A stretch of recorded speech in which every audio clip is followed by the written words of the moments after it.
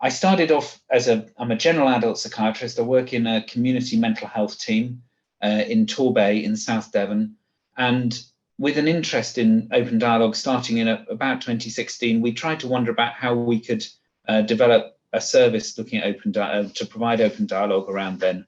And then there came an opportunity to be part of a national randomized controlled trial called Odyssey, which I think Maria has helpfully sort of scrambled through the non-shorthand acronym that doesn't bear any resemblance to the acronym at all in the title, but it's essentially looking at open dialogue versus treatment as usual, as in treatment in secondary care mental health services as usual, for people in crisis, and it's a 2-year follow-up. Now, we'll come on to that, but on the back of that trial, we could train people. So we trained 13 people, I was one of them, in the first year in the team, and then we've subsequently trained now 25 people in the local area to deliver open dialogue. So I'm part of one of only a very small handful of community mental health services in the country at the moment, delivering open dialogue to people in crisis. And it really is something that I'm very, very passionate about. I hope that comes across, despite the now short time we've got to spend together after the faff about with Zoom. Anyway, so this talk sort of tries to explain what open dialogue is a little bit. If we go on to the next slide, that'd be lovely. What is the current evidence that it could be helpful? What is the trial Odyssey? And what could we be doing next in mental health services? On to the next slide, please. So at the center of open dialogue, there are some awful slides in here, so watch out, and this is one of the worst, but not the worst. But to describe what open dialogue is quite a tricky thing to try and get together in a really kind of quick sense. But to think in your minds, right, the central clinical component of it is these things called network meetings. Oh, I've got a date wrong on the top there. It's 1986 that it was developed in Finland, not 96. And they started developing that in Finland. Now they started doing these network meetings that look a little bit like a family therapy meeting. If you took a Polaroid of them, you'd think, oh, that, you know, 2 members of staff, the person of concern, and their chosen network. They choose the network, and the network is composed of people who care and people they feel could help. So, and yes, of course, you can have the slides. And the network meetings happen whenever the person wants, as often as they want, and for as long as they want. They discharge us, so they choose who to have in the meetings. They choose what to talk about. We don't tell them what to talk about. They choose how many meetings they want, where they want them, who they want involved, for as long as they want. They discharge us, not us discharge them. We try not to talk about them in their absence, so all the talking about them goes on in these meetings, quite different from regular psychiatric care as it stands at the moment. And so that sort of leads to probably the bottom line of the smaller text there. The biggest change really is political. So the person is the one with the power, not me. Okay, so to a certain extent, sometimes I have to think, oh, yikes, and sometimes I have had to write recommendations for people to be admitted to hospital as part of these meetings, because the risk has got to a point where that's really not safe to carry on in the community with them at that point. But I'd be very transparent about that. I'd say in the meetings and reflections with the other facility, oh, right, we're going to have to do this. But broadly, the biggest change is the power. The person of concern and their network have the power, not me. They are the experts, not me. I'm a specialist in mental health care. So I can still offer people medication. I can still, if they want it, you know, and I can still talk about talking treatments. We can still talk about vocational work-based stuff or whatever, but largely the agenda is set by people and their networks. And so that's the clinical bit, but it's this cultural change and I think a way of organizing a service that probably is the most profound bit. So open dialogue started in Finland in 1986, not 96. Well, that mistake on that slide. It was then picked up in about 2013 by a number of really quite profoundly amazing people, I think. Russell Razak, Val Jackson, Mark Hoffenbach, who brought the training, which is a 3-year training in Finland, to the UK and managed to somehow boil 3 years down into 4 residential weeks. And their hope was 4 residential weeks of training for mental health staff would mean that they could deliver this in a scalable way within the NHS as a format for standard care to be organised around. So onto open dialogue, they decided that probably in the NHS we would also bolt on mindfulness practice, which the team and I engage on a weekly basis as part of our team meeting. And also there's a sort of sense of mindfulness being an important component. How do I feel? What's happening in my body whilst I'm in network meetings with people and sitting with people? And also having people with lived experience as routinely members of every clinical team working in this sort of way. So we have peers in our team and both peers with lived experience of mental disorder themselves, but also carers, as we've got a carer volunteer within our team at the moment who's trained. So next slide, please. So that peer-supported open dialogue. Now, the key elements, so the great thing on this slide is probably right in the bottom corner is 2014. So we got from 1986 to 2014. It took them that long to really be able to write down how to do this. And this paper is a sort of seminal basis for the cookbook for how to do open dialogue. On the left is the way that you sort of organize a service to operate, the core principles, and some of those flow into ways that you operate in a network meeting. And on the right are the sort of fidelity criteria for what you do in a network meeting. So the right-hand column I won't talk about quite so much right at this moment, because the next slide is perhaps more helpful in a sort of, I hope, in how to do it kind of way. Oh, yeah, although I don't say next slide. Could you go just back to the last slide? I'll just listen for next slide. Sorry, I'm not a very helpful person to have to listen to for clarity of communication. But the core principles on the left there. So we try and provide network meetings or contact within 24, 48 hours of someone getting in touch with the team. We think about people in the context of social network perspective. We don't think about psychiatric difficulties as such being entirely contained within somebody's skull. So psychiatry has this sort of proud history of 250 years of wondering about what's going on inside people's skulls, really being the sort of what's wrong with them kind of way of thinking, which is not very trauma informed if you come across this sort of way of thinking and working.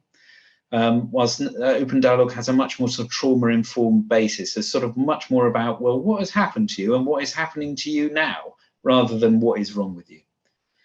Flexibility and mobility describes a number of different facets of the way that we work, not only in a sort of physical sense, where do you want to be? And with the pandemic coming along, now we've done a lot of meetings remotely, believe it or not, after my struggles with Zoom. I'm actually quite good on Teams. Zoom, I'm hopeless on, as you've had to sort of patiently witness.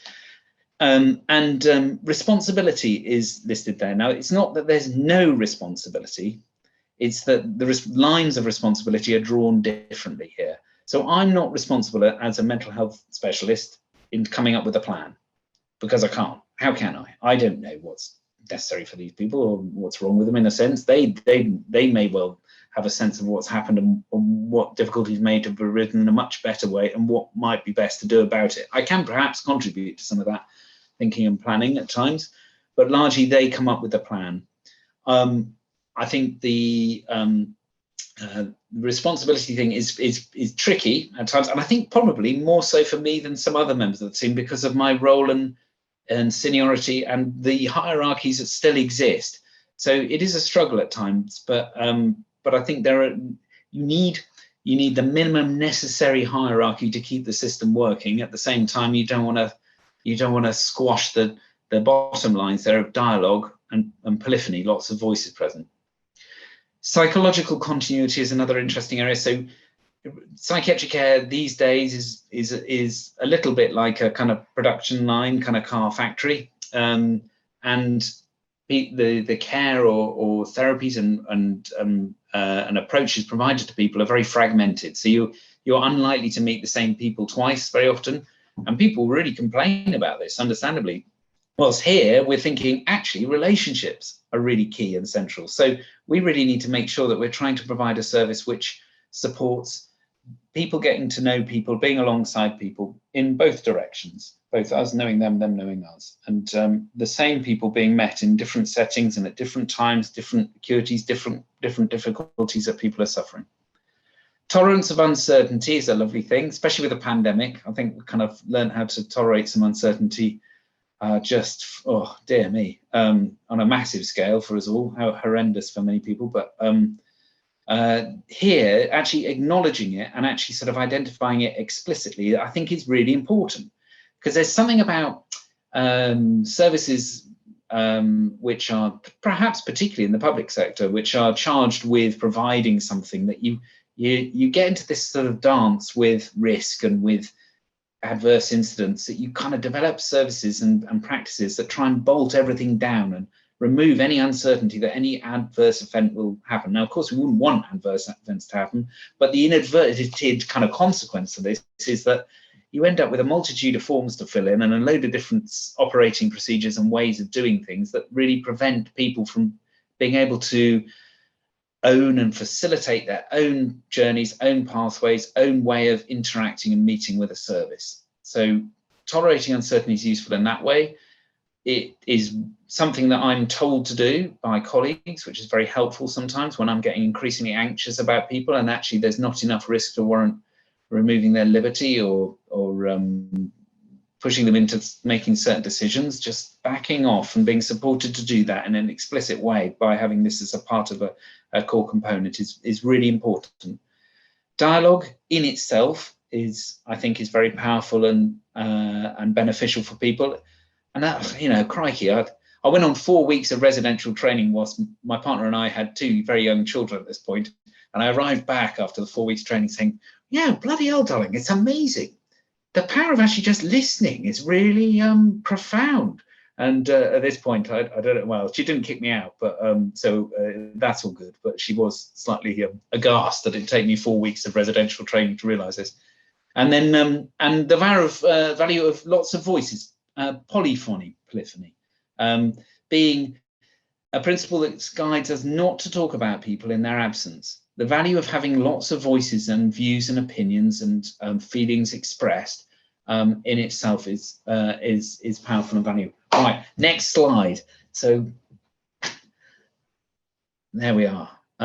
So this is how to do a network meeting in a sense. I mean, so I was saying 4 weeks training, and we'll try and do it in one slide. So you have 2 facilitators, the person of concern, POC.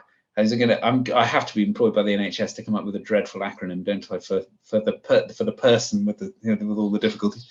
The person of concern and a network. And here we are, which is a really lovely way to start a meeting. Here we are. We're in the present moment. We emphasize the present moment. You have 2 opening questions to everybody present. So if you haven't been in one of these meetings before, you will get asked, how have you come to be here? What's the history of your involvement with this person, or why are we meeting today if it's the person of concern? And then how would they like to use a meeting? What would you like to talk about? What a brilliant way to start a meeting, rather than what's the problem or what am I supposed to do for you? Or so what would you like to talk about? And as a facilitator, my job really, and I've got a number of, you know, tricks and approaches that I take to do this, is really just to support the dialogue between the person of concern and their network. Not with a focus on, right, we've got to come to a plan or agreement at the end of this or anything. So I might repeat people's words, utterances, use open questions, but very sparingly, because there is a risk by using them. I'm directing the dialogue. I'm going to say, even have to say, oh, wow, that was curious that you said that you found that frightening. But how do you feel about it now, or something? Because I'm leading them to talk about that. Well, so I'm going to have to be a little bit careful. Relational questioning is a term used in systemic practice, family therapy, which you may well be familiar with anyway, as a construct from which open dialogue grew in many respects. And that's a sort of a form of questioning that looks to try and find out, well, similarities and differences between the views or feelings, perspectives that different network members have. So, oh, James, you said that was you were very excited when you got your new motorbike, blah, blah, blah. Oh, Jane, how did you feel about, well, what did you feel when James got his new motorbike, or something like this? You know, sort of how similar, how different might that be? a big part of the training that I went on was being told to dial it down, which I think that's a sort of polite way of saying, Tom, will you just speak a bit less and shut up? Which you might start to be able to believe as I rant away at you at the moment. But actually creating that space for other people's voices. I think implicitly, I sort of feel as a psychiatrist, probably I need to say things to be useful and I've got to keep talking to earn my money. But certainly the more profoundly moving meetings that I'm part of, I do notice actually they're the ones where I don't say as much and just keep quiet, but I find it quite difficult personally. Some of these sort of the stance or the attitude in these meetings, there was a lovely play therapist who came along who had some splendid rabbit shoes, but she termed this this approach of pace, playfulness, acceptance, curiosity, and empathy, which she took with play therapy with children. But actually, probably I do a similar sort of thing sometimes. I think where emphasis on different areas of that, different extents. We're listening to understand, not only explain, or perhaps not explain at all. The networks of the experts, facilitators, as I say, and enabling the dialogue, and we're unknowing. We don't know as the mental health specialists. These guys do, and we'll sort of try and sort of understand it with you, and maybe not. You don't talk about people in their absence, which psychiatry and a lot of other medical disciplines do an awful lot. I've actually spoken to some stroke rehabilitation research and development groups, and they're very interested in this as an idea, that they do a lot of chatting about people in their absence. What a weird thing that these people have gone off and talked about and made up their minds, and they're going to make a plan for you. You haven't been there. So we'd really risk developing a narrative about people that they don't share or understand. Self-disclosure. So there's a bit of this. So in the training, we're supported to sort of understand what's private and what's personal. So I will share personal stuff. I wouldn't share private stuff, so we don't sort of stumble into it in a way. But being a human with people, and these sort of lines of responsibility again. So keeping people safe, but at the same time, I'm not responsible for making the plan or anything else.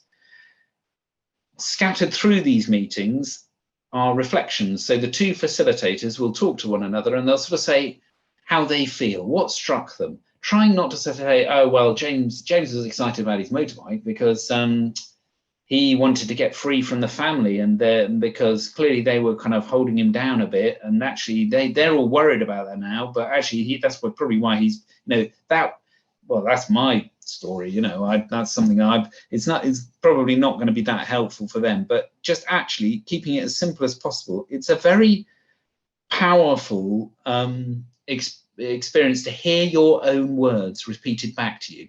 There is something strange in that when you're speaking, it's very hard to think, but when you're thinking, it's very hard to conceptualize your thoughts until you've spoken them. So taking this sort of level of depth of an understanding about a sense you have or feeling, an experience at the moment, by hearing somebody else say it, was in the training was quite a profound experience for me. So something in these reflections about keeping it very simple, immediate. What are the feelings in the facilitators that they've had listening to the conversation? So they're relatively brief, usually grateful, supportive, positive, conversational. Try to do that. And then the only thing that I have to decide with people at the other end is whether or not to have another meeting. Oh, hurrah. So I don't have to arrive in a room with somebody and with 45 minutes, try to sort out 45 years of trauma. I mean, basically, there's previously been a challenge for me. I mean, my goodness, what an impossible task. So the network themselves are making the plans and decisions. Next slide, please. So if you do all that, in theory, this is what can happen. So in Finland, from the 80s, they started recording some outcome figures, and these are stable over 20 years. Now, there are some huge caveats with these, which I'll come on to at the end, but broadly, they looked at people with suffering psychosis. So this is people hearing voices and having fixed false beliefs. Really very poorly people, and in the first column they're offering them open dialogue, and in the second column treatment as usual. And in the first column, so mild or no symptoms, so no more voice hearing or odd ideas, 82% versus 50. Relapse, which is the primary outcome measure for the big randomized controlled trial I'll mention in a moment, was much, much lower. So a big problem for us in psychiatry is that people, well, you know, we can give them these medications very often, and actually they take them for a bit, seem to be a bit better, but then, you know, come a year or two later, they're back in hospital or struggling again. Disability living allowance is much lower, and as you can see on the bottom of the slide, actually, it seems that progresses over the years. So people are returning to work or study, and much higher numbers if they're having open dialogue. And I've got all sorts of ideas about why that might be, but I can whiffle on about that. But it feels like possibly with open dialogue, you're because you're talking about what's happened rather than what's wrong with you, it's much less pathologizing. And they've got the power. We're not disabling these people by sort of suggesting that they've got to be beholden to our expert knowledge and we've got to give them a load of medication that makes them put on weight and feel blunted. And yeah. So here's the medication, the neuroleptics, that's a word for antipsychotic medication, generally a fairly powerful group of drugs, they're major tranquilizers. In treatment as usual, 100%. This is the front and center of the way that you look to try and treat people with psychosis, is with these drugs. And only a third are taking them roughly in open dialogue. Now, in open dialogue group, they were only taking them on average for 3 days. So they were just to help with sleep. They weren't long term.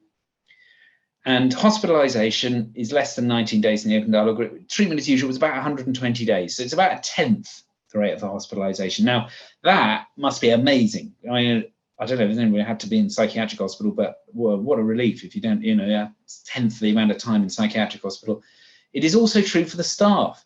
Nobody wants to work in psychiatric hospitals. We struggle to recruit. They're also incredibly expensive format for care. So if we're spending all our money on hospitalization, we then don't have money elsewhere for other community-based approaches and facilities. So perhaps potentially quite a bit of benefit there.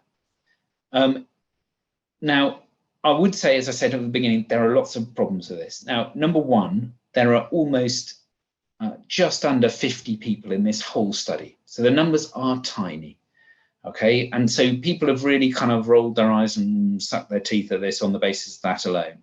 The study design is case control, which sits down in the hierarchy of evidence quite low down.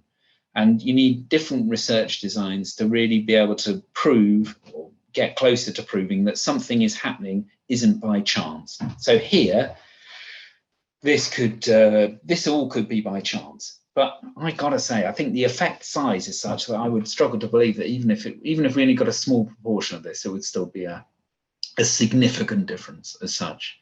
The control group was an odd one as well. They chose a town in the middle of the woods somewhere in Finland. So it was a sort of military camp. I think it was sort of like trying to compare kind of maybe St. Ives with Andover, but I don't know exactly. I've never been to Finland myself. Anyway. Subsequently, we've got some research coming up. So open dialogue being looked at by Odyssey isn't going to report till the end of 2023, but I have seen some internal service evaluation figures for a service in Kent. Now that reports really positive findings for 82 people receiving open dialogue in terms of CQC studies, so satisfaction with the care provided, sort of very high scores for that compared to treatment as usual. And they also reported a tenth of the hospitalization rate, bang, parallel to this. Now that's a bigger group. It wasn't a formal study, it's just a survey and a service evaluation, but that does seem to be very exciting. I've also done a service evaluation within our organization, and it looks like we halve the number of bed days people have. Now that's for a cross diagnosis, and that was for 128 people, of which actually only 62 had agreed to having any form of network meetings. So actually a lot of them had sort of said, well, we'd offered them open dialogue, but they're no thanks, we'll go and do something else. So even when you include people who are not having it, it does still seem to have a significant effect on the hospitalization and a reduction in, and it looks like there's a reduction in the rate of attendance at the emergency department. So, and people working in the team will tell you this as well. Like, it looks like if you're offering people open dialogue, they don't ring up our duty system. it's probably that they've got their network around them is empowered to feel like they're part of their team. In a sense, we wonder, we don't know, but part of their team in some way. You've got people around you who kind of are part of you on your mission with you, on your journey. So perhaps they're ringing them. I don't know. Next slide, please. Oh, you have to. This is one of those magic slides. So this is you have to press it a few times, and it'll cut, and I'll tell you when to stop. So there we are. So we've got 5 sites for Odyssey, the cluster randomized control trial. There's the London one. There's Kent, and one more press. And don't press anymore. Oh, now go back. Yeah. So and Devon is one of them. So that's where I am down in Devon. They think we're the real welly boot wearing kind of rural types. But I do try and tell them that Torbay is a bit of a kind of has a sort of inner city by the sea kind of feel to it. But I don't think it's anywhere close to being as inner city as Camden, Islington and Barnet Haringey. But there we are. And we're a large study. We're actually the largest mental health study in the UK at the moment, £2.8 million grant from National Institute of Health Research. But we don't report until the end of 2023. There are both these quantitative, so numbers reports of relapse, hospitalization, medication usage, and also qualitative, so descriptive outcomes of how do people feel about having this? What was their sort of experience? And yeah, there are some lovely descriptions. I know one person having network meetings with their network, they finish every network meeting with a song, bring it on. And so the whole network and the facilitators sing. I don't know what they sing because I've never been in that network meeting, but all these sort of things, just think, oh my goodness, thank goodness, it's so much more humane. Anyway, on we go to the next slide. So the first outcome for Odyssey is a pilot outcome. So Nelft and Kent reported a qualitative outcome for their pilot study. So they run a little version of the trial first, just to make sure they could do the trial. And this is one of these outcomes. So much smaller figures, and it's just descriptive. And it's not in a sense a surprise, really. So people like open dialogue, but it doesn't matter whether you're having open dialogue or standard care. The people around you still matter. There we are. Anyway, next slide. Sorry, I shouldn't be too dismissive. This is the Kent figures for the CQC outcomes. So just to say, on the right, the closer you get to 10, the better it is. Open dialogue on the right compared to the Kent scores down the middle, and the national scores on the left for mental health services overall. And just people feeling that, well, they're getting 10s, therefore, did people listen to you and did you get the time you need to discuss things? Yeah, there we are. Next slide, please. So these are some testimonies from people who consented to have them shared as part of the education. I'm trying to make you, the next 3 slides are just too wordy because I'm afraid I've just banged them on here. But this is the account from a brother and sister. So his sister is on the right-hand side. She has a trauma history, and I think possibly, I don't know, the shame of the trauma has led to her becoming increasingly isolated through a number of different mechanisms. And the open dialogue as a process enabled her to re-engage with her brother. And they now have these regular communications and communications outside the meetings, and are moving forwards in an understanding and a way of thinking about how to support this person, really like having therapy, re-engaging with people. Previously, she arrived and first met her, she was on a heap of medication and was being thought of as having bipolar affective disorder, very different. No, she'd never talked about the trauma, didn't feel safe enough to in a setting. So open dialogue provided that a different sort of environment for that to happen. It feels really hopeful. Next slide, please.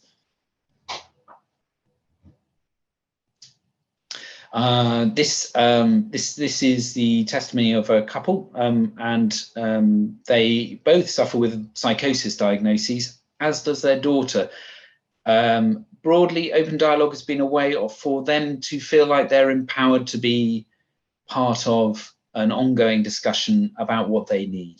So having suffered psychosis in a sense as a family, how do you be normal? How do you regulate things? How do you get your needs met? How do you engage with services without getting kind of done to? These sort of things kind of come up in here.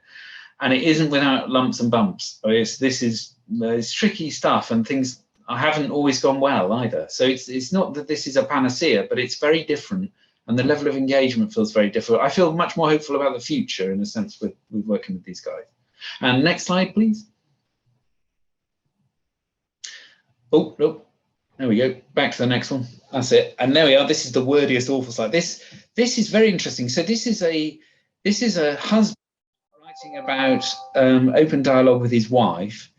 Now, there were some real traumas in the family that led to this lady seemingly suffering depression. However, the family and her seemed to get over them, but she carried on being so severely depressed. Now, she has rheumatoid arthritis, and actually, the family was saying, no, Tom, it's not we're over all the stresses. Every time we try and take her off this medication, which she got put on before, actually part by me when I was many years before, she gets more poorly.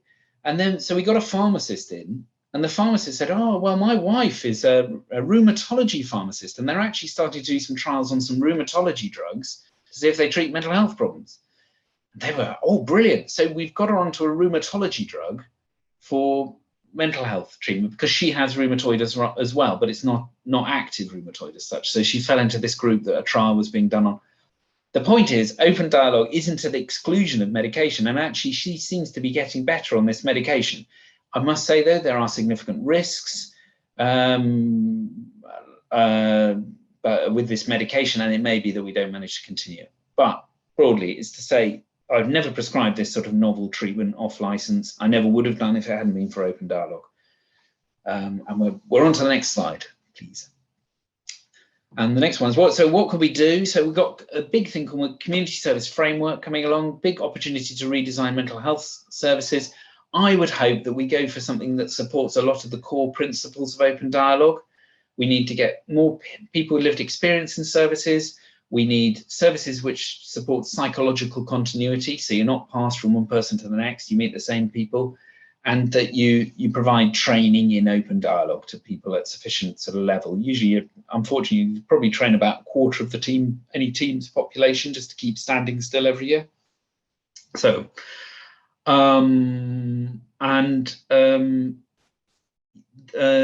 the principles of open dialogue, I think, are well held within a service structure that supports psychological continuity around with flexible assertive community treatment. And I think that's enough for that slide.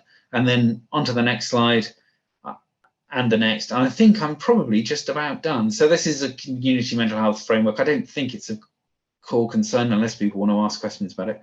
And then the next one is something that looks a little bit like Nurofen, but it's my idea for, you have open dialogue right at the center of things as a way of operating, really.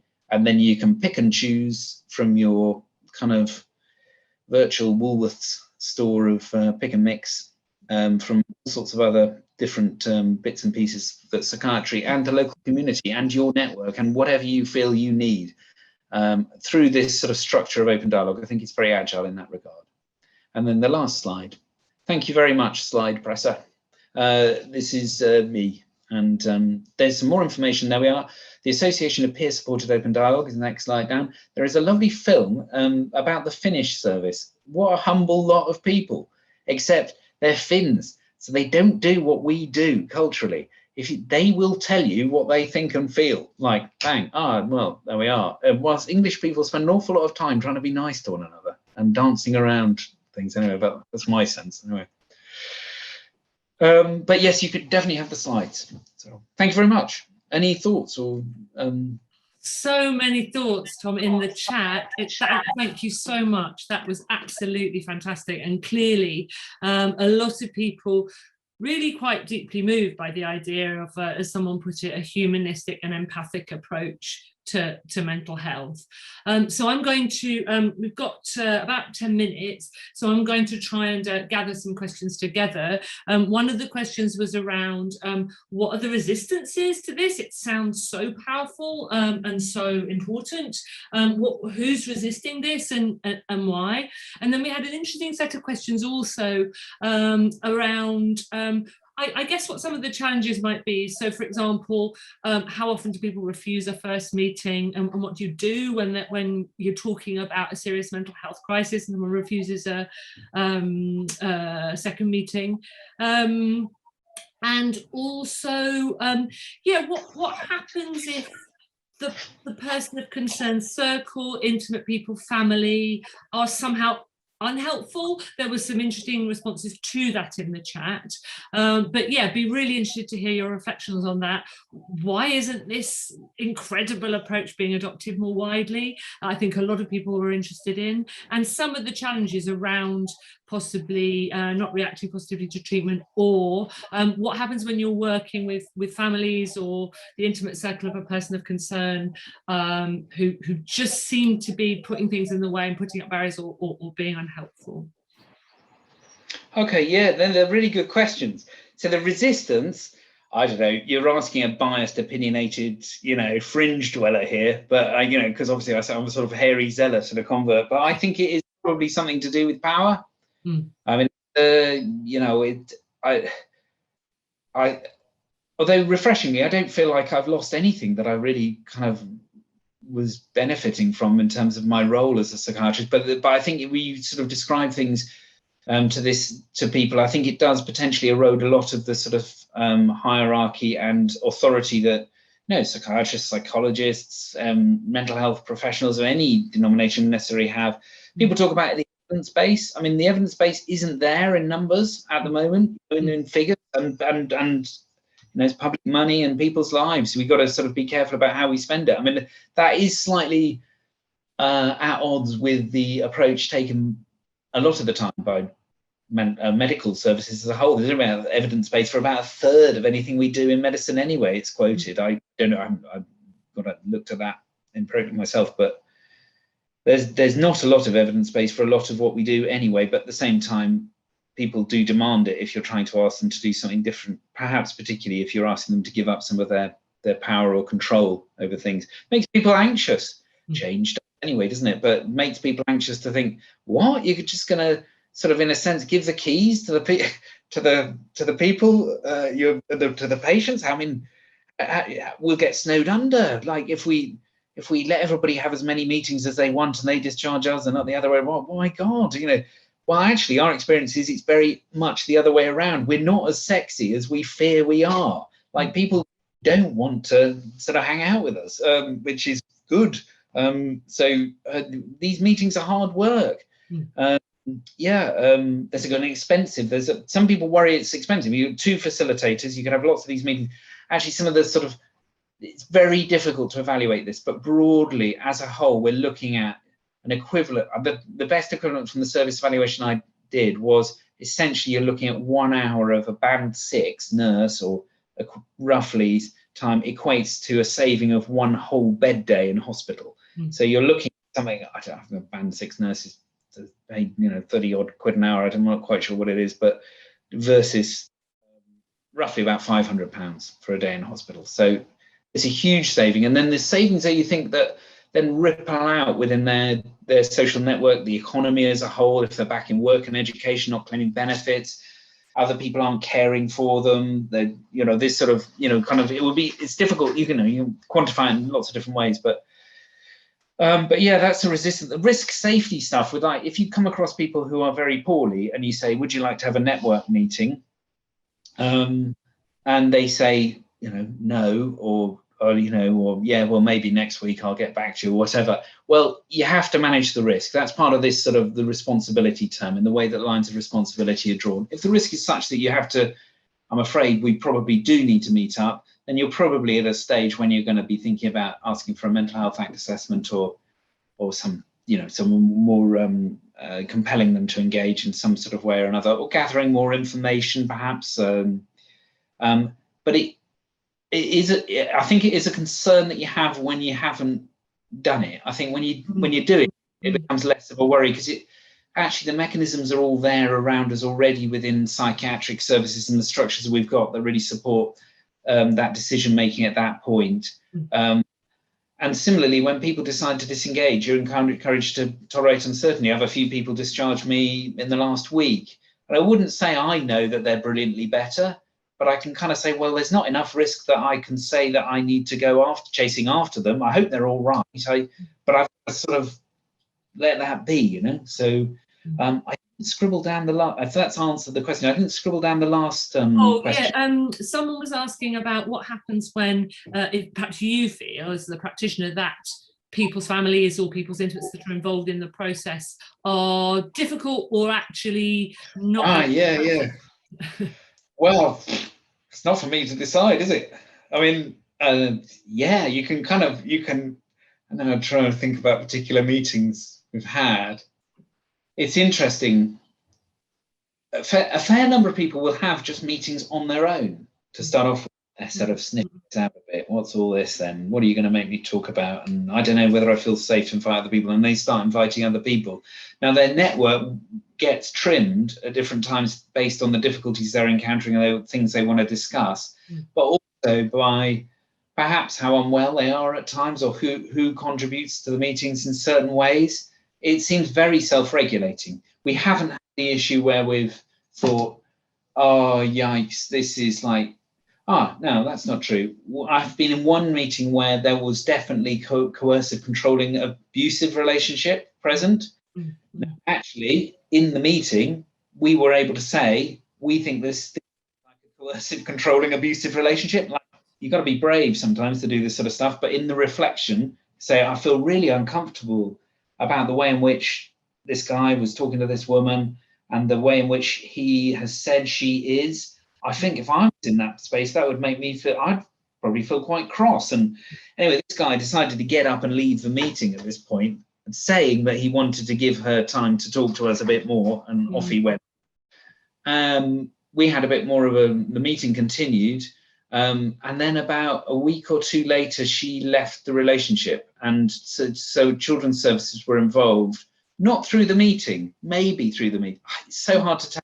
But the children reported at school that this guy had been abusive, well, emotionally abusive towards them, and the school became concerned. She twigged onto this, and maybe some of the holding in the network meeting, so she could carry on having meetings with her. She had people alongside her that she had got to know. Now she has moved and gone to a refuge somewhere else in the country now, or to get away from him. She's carrying on having meetings, and we're sort of doing a handover into the local service there.